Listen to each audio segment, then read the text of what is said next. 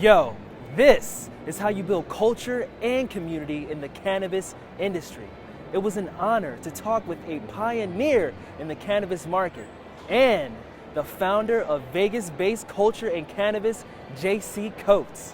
I really loved hearing about his creative marketing strategies and most impressively, his pivot from the underground market to Nevada's newly legalized recreational market.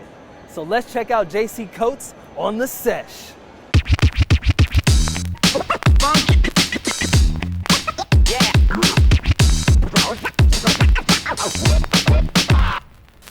Yo, what's good? I'm Akil, the real deal with zeal and mass appeal, and I'm glad you came to chill. I'm your host for the Sesh produced by the CannaChef Union, and I'm so psyched for who I got sitting next to me. I got JC Coates, the founder of Culture and Cannabis, and if you've seen any of the interviews, especially the one with me and Brooksy Hustle, that's how I got in the cannabis community. I really owe Culture and Cannabis for this opportunity to be out there, to meet people like Brooksy Hustle, to be involved with the CannaChef Union. So thank you for spending some time with us. And how you doing? Oh, man, I'm doing beautiful, man. It's just stepping out on this Saturday night. You know, it's October. The change of season is coming for Las Vegas. So it's a beautiful vibe in the air, and happy to be here. Word.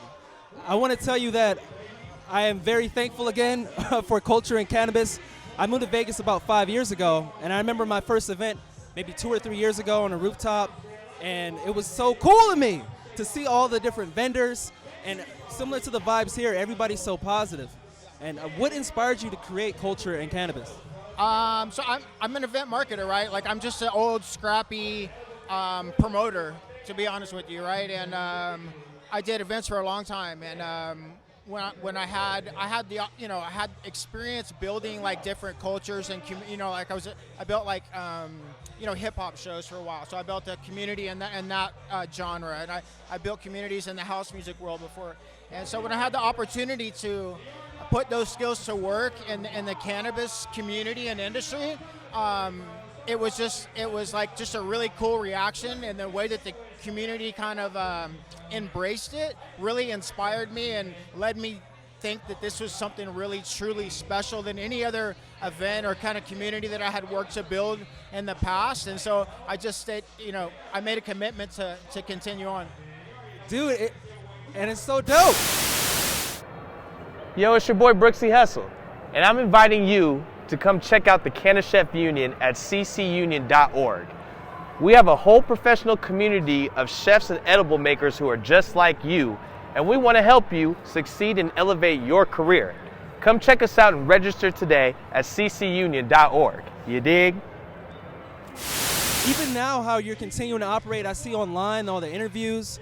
Culture and Cannabis is, I feel like, the cannabis community, at least for me, that's where it started in Vegas, was with Culture and Cannabis. And what's been really impressive to me about the event is that it's non-consumption, but it's still so successful.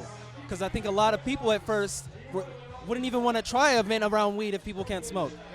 Yeah. So I mean, that was a big thing about what we did, and it's an important thing to talk about because we started in the underground and kind of like as a sesh, and it was a consumption event, and we made a decision that we wanted to participate in the legal market here in Nevada. And so we made a decision with that event to continue on to do it, but do it in a way without consumption, so we could create, kind of like a responsible environment for licensed brands to participate here in Nevada.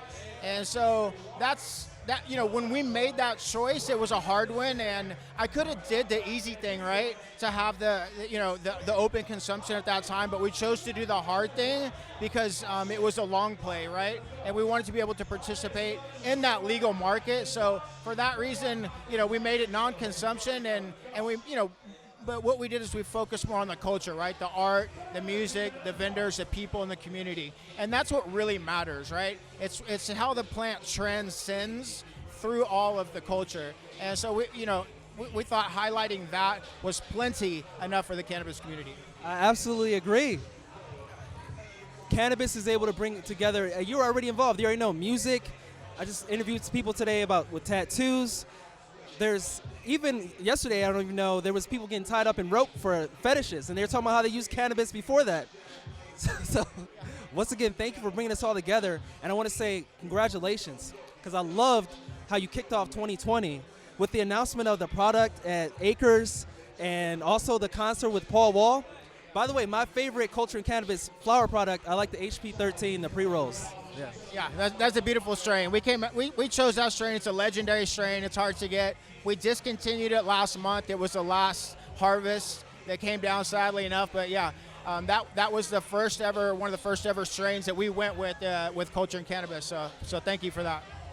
Hey, thank you, because it's very affordable. It was $7 for a pre-roll, and I remember for the first one, you got free admission to Culture and Cannabis if you brought a product.